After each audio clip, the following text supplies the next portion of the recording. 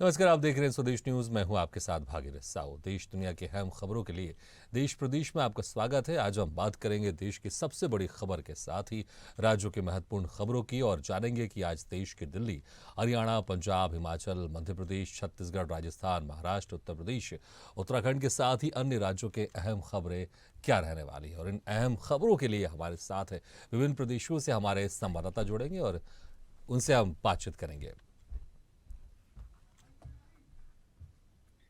चलिए और रुक करते हैं, मुंबई का बात करते हैं हमारे संवाददाता राहुल तिवारी से। राहुल, मुंबई में आज किन बड़े खबरों पर नजर रहने वाली है? क्या कुछ खास आज खबरें रहेंगी? भगीरथ जी, मैं बता दूं, मुंबई कल से ही जश्न मनाने में लग गई है पूरी। वैसे ही माया नगरी मुंबई बोली जाती है इसको। कल क्रिसमस का दिन था, 25 तारीख, और कल से नए साल की शुरुआत हो गई है। यहाँ रात तक ट्रैफिक जाम रही थी, रात को 2 बजे तक ही इतनी पार्टियां मन रही थी और जगह जगह रास्ते जाम थे। और कल से शुरुआत हो चुकी है मुंबई माया नगरी की पार्टियों का दौर। और दूसरी जो बड़ी खबर जो आ रही है वो कोविड को लेके, कोविड की जिस तरह से फैलता जा रहा है पूरे महाराष्ट्र में, कई मंत्री भी उसके चपेट में आ चुके हैं, कोविड पॉजिटिव पाए गए हैं। हम्म। और जेन जेन .1 को लेकर क्या नाम है, पूरी सरकार सतर्क है और एडवाइजरी जारी कर दी है। जिस तरह से नए साल आ रहा है और जिससे भीड़ भक्कड़ के एरिया इकट्ठे हो रहे हैं मुंबई में, और मुंबई पूरे महाराष्ट्र में देखा जाए तो 342 केस आ चुके हैं। और थाने जो मुंबई के पास लगता है, हम्म। जी जीएन .1 के 6 केस पाए गए हैं। इसको लेके पूरी तरह से सरकार सतर्क है। और पूरी तरह से बीएमसी और सभी सरकारी जो जो भी स्वास्थ्य महकमे हैं उनको एडवाइजरी जारी कर दिया है। और मास्क के लिए शायद 2-3 दिन में एडवाइजरी जारी किया जाए कि हर किसी को कंपलसरी कर दिया जाए, क्योंकि हम्म। कोविड बहुत तेजी से फैलता जा रहा है पूरे महाराष्ट्र में और 2-3 मंत्री भी इसके चपेट में आ चुके हैं। तीसरी बिल्कुल। जो खबर जो आ रही है हम्म। बॉलीवुड से, भागीरथ जी, हम्म। बॉलीवुड की जो प्रभात की सालार जो पिक्चर रिलीज हुई, वो डंकी को पीछे छोड़ दी है। 200 करोड़ के क्लब में बाहुबली की पिक्चर आ चुकी है और डंकी अभी भी 100 करोड़ के ऊपर लटकी हुई है। हम्म। जी। बिल्कुल। अगर कोविड की बात कर ले, एक बहुत ही सीरियस मैटर है, क्योंकि जिस तरह से हमने देखा है, तकरीबन 2 साल लोगों को इस कोविड ने बहुत परेशान किया और कई लोगों ने अपनों को खोया भी है। अभी वहां की जनता इसको लेकर कितना सीरियस है? सरकार तो यहाँ पर सचेत है ही, सरकार अपनी तरफ से एडवाइजरी भी जारी कर रही है, लेकिन क्या लोगों में कोई सीरियसनेस है अभी? क्योंकि जिस तरह से हमने देखा था बीच के, जब कोविड हमारा शुरू हुआ था, उस वक्त लोग इतने सतर्क नहीं थे, लेकिन जिस तरह से इस कोविड ने कई लोगों को अपनों से दूर कर दिया, उसके बाद लोग सतर्क हो गए। तो क्या वो सतर्कता अभी मुंबई के लोग, महाराष्ट्र के लोग ने बरतना शुरू कर दिया? वो सीरियसनेस दिखाई दे रही है कोविड के प्रति, कोविड से लड़ने को लेकर? जी, कल मैं पूरे दिन मुंबई में था और वो पूरे ग्राउंड जीरो पे रिपोर्टिंग कर रहा था, तो देख रहा था अभी भी जनता सीरियस नहीं है। हम्म। शायद इक्का दुक्का लोग मास्क लगाए हुए थे, लेकिन पूरी जनता पूरी बिना मास्क के थे। लेकिन जिस तरह से कोविड की बढ़ रही है और गवर्नमेंट तो सीरियस है, एडवाइजरी दे रही है, सब कुछ सतर्क कर रही है, लेकिन और 860 बेडों की कोविड वार्ड भी खोल दिया गया है। लेकिन जनता अभी भी सीरियस नहीं है और नए साल तक शायद सीरियस भी नहीं हो, जब तक कुछ कैजुअलिटी और ना बढ़े कोविड से। हम्म। तब तक शायद जनता सीरियस नहीं होती और सतर्कता नहीं बरतती। लेकिन अभी देख के जिस तरह से गवर्नमेंट सीरियस है इस समय, पहली जिस तरह से पिछले बार जो कोविड फैला था उसको लेके गवर्नमेंट और पूरी सरकार सतर्क है, अलर्ट पे है। हम्म। अभी जो कोविड की केसेस आए, वो कितने सीरियस केसेस हैं? डॉक्टर क्या कुछ कह रहे हैं उन केसेस को लेकर? डॉक्टर कह रहे हैं घबराने की कोई बात नहीं है, लेकिन सतर्कता तो बरतनी चाहिए। जिस तरह से हम्म। JN.1 का जो 6 केस थाने में पाए गए, 2 केस मुंबई में पाए गए और लगातार बढ़ते चले जा रहे हैं। और पूरे महाराष्ट्र की बात करें तो 616 केस आ चुके हैं। हम्म। और केवल और हिंदुस्तान में 3000 कुछ केस हैं, जिसमें से 616 केस तो महाराष्ट्र में पाए गए। और बॉम्बे जिस तरह से क्राउड रहता है, जिससे भीड़ भक्कड़ का, तो केस और भी हम्म। बढ़ सकते हैं। बिल्कुल। तो इसलिए आईसीपीआर सतर्कता बरतनी बहुत जरूरत है यहाँ पर, राहुल। और मुझे लगता है कि जो तमाम दर्शक हमें देख रहे हैं, हम उनसे भी आग्रह करेंगे, स्वदेश न्यूज आग्रह करेगा कि कोविड को राजनीति की लेकर जो खबर आज। गाइडलाइंस है उसको फॉलो जरूर करें। बहुत बहुत शुक्रिया राहुल इस तमाम जानकारी के लिए। अब सीधे रुक करते हैं मध्य प्रदेश की राजधानी भोपाल का, बात करते हैं हमारे सहयोगी अनिरुद्ध सोनी से। अनिरुद्ध, क्या कुछ आज बड़ी खबर होने वाली है? हालांकि मध्य प्रदेश में कल एक अहम खबर रही है, कल मंत्रिमंडल का विस्तार हुआ, इसको गठन भी कह सकते हैं आप। तो क्या कुछ राजनीति से बड़ी खबर है और अन्य क्या कुछ बड़ी खबर रहेंगी आज मध्य प्रदेश में? देखिए, कल डॉक्टर मोहन यादव जो मध्य प्रदेश के मुख्यमंत्री है, उनकी कैबिनेट का गठन हो गया है। उन्होंने 28 मंत्री अपनी कैबिनेट में शामिल कर लिए हैं। हालांकि मंत्रियों को अभी पोर्टफोलियो नहीं दिए गए, लेकिन 28 मंत्रियों ने कल राजभवन में शपथ ली। मंगू भाई पटेल ने उन्हें शपथ दिलवाई। और जहां तक आज की बात करें तो आज सुबह से ही सारे मंत्री और मुख्यमंत्री खुद एक्शन में रहेंगे। आज सुबह 11 बजे भोपाल में मंत्रालय में एक बड़ी बैठक बुलाई गई है, जिसमें राज्य सरकार के सारे जो मंत्री मौजूद रहेंगे, डिप्टी सीएम दोनों मौजूद रहेंगे, जगदीश देवड़ा और राजेंद्र शुक्ला। इसके अलावा मुख्यमंत्री डॉक्टर मोहन यादव मौजूद रहेंगे। और आज की ये पहली बैठक कही जा सकती है। इसके पहले भी बैठक हो चुकी है, लेकिन आज की जो पहली बैठक कहा जा सकती है, जिसमें मुख्यमंत्री अपने मंत्रियों के साथ मौजूद रहेंगे और इसमें विकास कार्यों की समीक्षा की जाएगी और आगे के 5 महीने का रोड मैप तय किया जाएगा। इसके अलावा भी मुख्यमंत्री डॉक्टर यादव आज बैठकों में दिन भर व्यस्त रहेंगे। इसके बाद वे संभागों की बैठकें लेंगे। मध्य प्रदेश में 10 संभाग आते हैं और उन्होंने जिस तरह घोषणा की थी कि सभी एसीएस को एक संभाग का विभागों के एसीएस को प्रभारी बनाया जाए। इसके अलावा उन्होंने पुलिस विभाग से एडीजी स्तर के अधिकारियों को भी 10 संभाग में तैनात किया है। तो आज एडीजी और एसीएस दोनों अधिकारियों के साथ मुख्यमंत्री की बैठक है। 10 संभागों के अधिकारी मौजूद रहेंगे। और इसके बाद जो दोपहर बाद बैठक होने वाली है, वो भोपाल की बैठक होगी, भोपाल संभाग की बैठक होगी। इसमें बीआरटीएस पे चर्चा होगी, भोपाल के वीआईपी रोड को विस्तारित करना है, उस पर चर्चा होगी और भोपाल के रोड मैप पे चर्चा होगी। और इसके बाद जो सबसे आखिरी बैठक आज दिन भर में शाम को जो बैठक रहेगी, दोपहर बाद जो बैठक रहेगी, वो रहेगी पंचायत एवं ग्रामीण विकास की बैठक, जिसमें मुख्यमंत्री डॉक्टर मोहन यादव खुद मौजूद रहेंगे और वो सभी अधिकारियों से चर्चा करके अगले 5 माह का जो ग्रामीण और पंचायत विभाग का रोड मैप है वो तय करेंगे। यानी कुल मिला के आज दिन भर मुख्यमंत्री बैठक में व्यस्त रहेंगे और उसके साथ उनके मंत्री भी आज से एक्शन में आ जाएंगे। और जहां तक हम बात करें मंत्रियों के पोर्टफोलियो की, तो 1 या 2 दिन बाद मंत्रियों को उनके पोर्टफोलियो भी दिए जा सकते हैं। और पोर्टफोलियो क्या होंगे इसका फैसला भी दिल्ली से तय होगा। दिल्ली का केंद्रीय संगठन, केंद्रीय नेतृत्व, शीर्ष नेतृत्व तय करेगा कि मध्य प्रदेश में किस मंत्री को कौन सा विभाग, कौन सा पोर्टफोलियो मिलता है।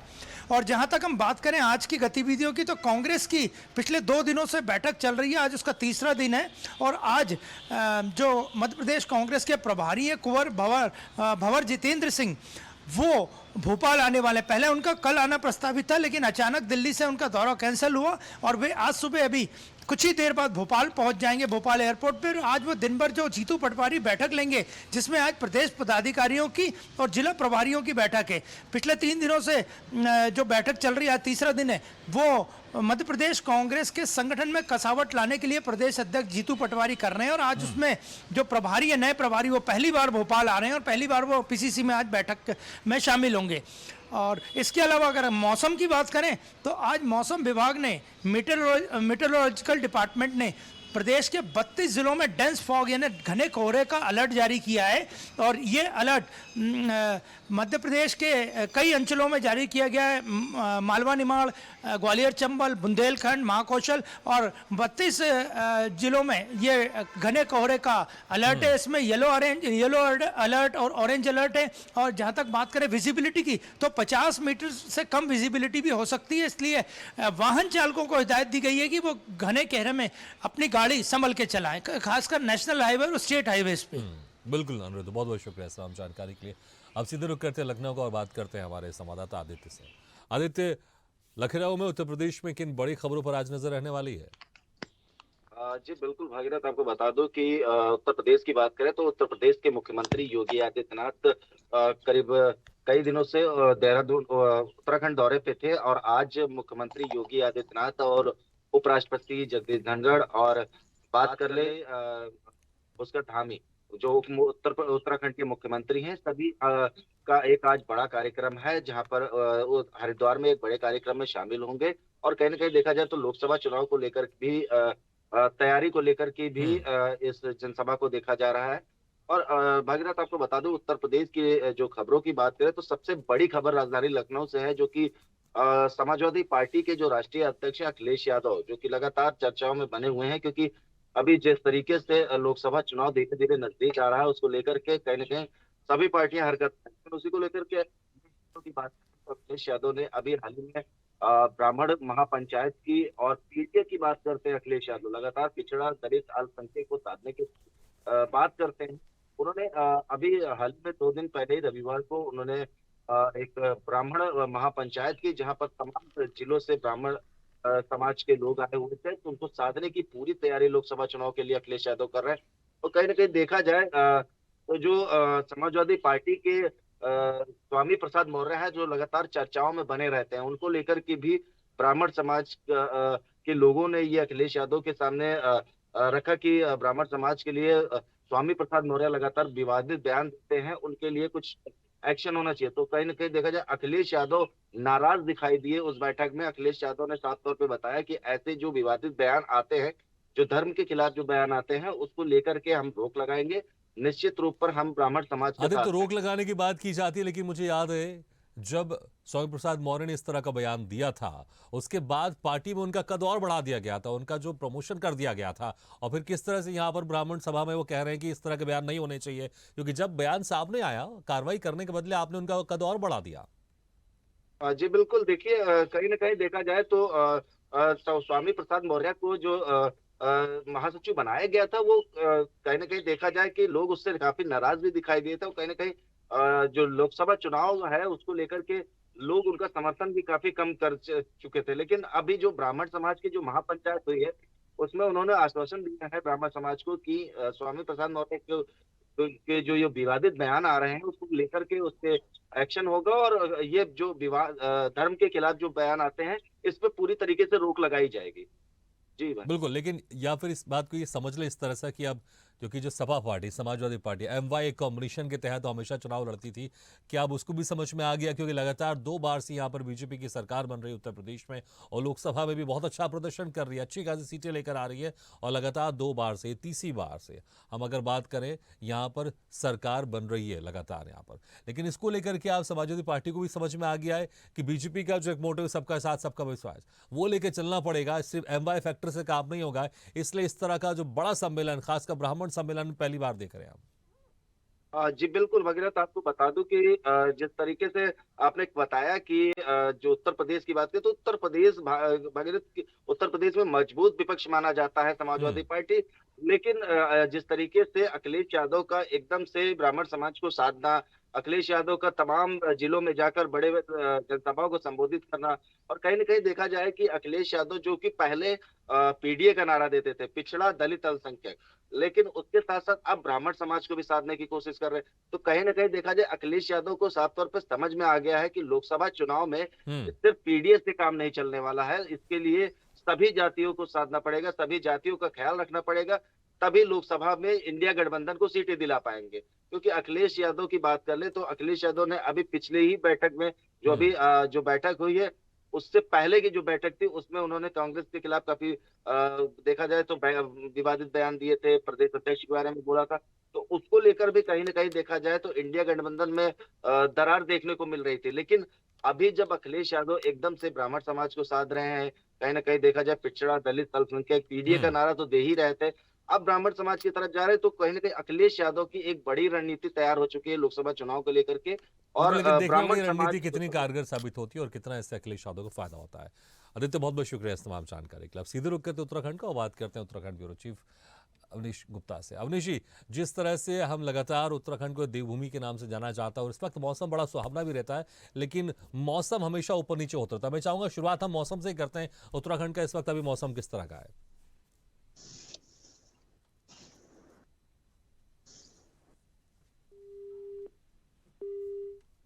अवनीश जी, आपको मेरी आवाज सुनाई दे रही है? हाँ जी जी भागीरथ बोलिए बोलिए। जी जी। अवनीश जी, मौसम को लेकर मैं जानना चाहूंगा, क्योंकि अक्सर इस वक्त बहुत सारे सैलानी हैं, टूरिस्ट है, उत्तराखंड का रुख करते हैं, तो मैं चाहूंगा मौसम इस वक्त कैसा है अभी उत्तराखंड में क्या आज आपकी की? आवाज नहीं आ रही है, आपकी बात को काटना चाहूंगा। जी। अवनीश जी, आपको मेरी आवाज नहीं आ रही है? चलिए, हम दोबारा दोबारा हम संपर्क करेंगे आपसे, हम साधने की दोबारा संपर्क करेंगे। लेकिन जिस तरह से लगातार हम आपको खबरें बता रहे हैं कि महाराष्ट्र में क्या कुछ आज नजर रहने वाली, खासकर वहां पर कोविड के केसेस लगातार बढ़ते जा रहे हैं, पूरे देश में बढ़ रहे हैं, लेकिन जो प्रतिशत है महाराष्ट्र का वहां पर ज्यादा दिखाई दे रहा है। कुछ मंत्री हैं वो भी कोविड पॉजिटिव हो गए हैं। इसको लेकर सरकार की तरफ से दिशा निर्देश भी जारी किए गए हैं। सरकार की तरफ से जो गाइडलाइंस है उसको फॉलो करने को कहा जा रहा है, लेकिन अभी लोगों में वो सतर्कता अभी नहीं है जो अक्सर हमने बीच में देखी थी जब कोविड अपने पीक में था। लेकिन अभी ध्यान देने की आवश्यकता है। कल क्रिसमस था, क्रिसमस में भी बहुत सारी पार्टी अरेंज होती हैं और अब नए साल आने वाला है। नए साल को लेकर भी जगह जगह पार्टी का अरेंजमेंट किया जाता है। तो लोगों को, जनता को ये ध्यान देना चाहिए। अभी जो गाइडलाइन सरकार की तरफ से दिशा निर्देश जारी किए जा रहे हैं उसको फॉलो करें, बल्कि खुद भी सतर्कता बरतें। अगर ऐसी जगह आप जहाँ जा रहे हैं ज़्यादा वहाँ पर भीड़ है तो आप मास्क का प्रयोग करें और अपने हाथ समय समय पर आप सैनिटाइज करते रहें। तो वहीं अगर हम दूसरी तरफ लखनऊ की बात करें तो लखनऊ एक उत्तर प्रदेश एक ऐसा बड़ा राज्य है जहाँ से राजनीति पूरे देश को अफेक्ट करती है। वहाँ पर समाजवादी पार्टी ने ब्राह्मण सम्मेलन का आयोजन किया है और जिसको लेकर वहाँ पर एक तरह तरह की बातें होती हैं, क्योंकि अक्सर समाजवादी पार्टी वहाँ पर MY एक फॉर्मूला लेकर आती है जिसके तहत चुनाव लड़ती है। लेकिन कुछ महीनों बाद लोकसभा चुनाव है और अब लोकसभा चुनाव में हर पार्टी चाहती है, हर जातियों को साधना चाहती है। अब सीधे रुख करते हैं हम दिल्ली का और बात करते हैं हमारे संवाददाता राहुल से। राहुल, दिल्ली में आज किन बड़ी खबरों पर नजर रहने वाली, क्या कुछ आज खास रहेंगी, अहम खबरें रहेंगी? लेकिन मुझे लगता है हम मौसम से बात कर लेते हैं, क्योंकि जहां आप खड़े हैं पीछे का जो मौसम बड़ा सुहावना दिख रहा है और कोहरा है। ये कोहरा है कि स्मॉग है, मैं ये भी जानना चाहूंगा आपसे। जी, ये मैं अभी खड़ा हूँ, राजाओं की बावड़ी कहा जाता है इस स्थान को, राजाओं की बावड़ी कहा जाता है। ये नियरेस्ट कुतुब मीनार के पास है, नहरोली आर्कियोलॉजिकल पार्क के अंदर। मैं आज यहाँ पे खड़ा होने का मेरा उद्देश्य यही था कि मैं आपको दिखाऊं, विजिबिलिटी दिखाऊं, क्योंकि यहाँ पर विजिबिलिटी काफी डाउन है, लो है। और आप देखिए दिन के 8 साढ़े 8 बजने को आ गए, लेकिन यहाँ पे विजिबिलिटी कितना ज्यादा डाउन है।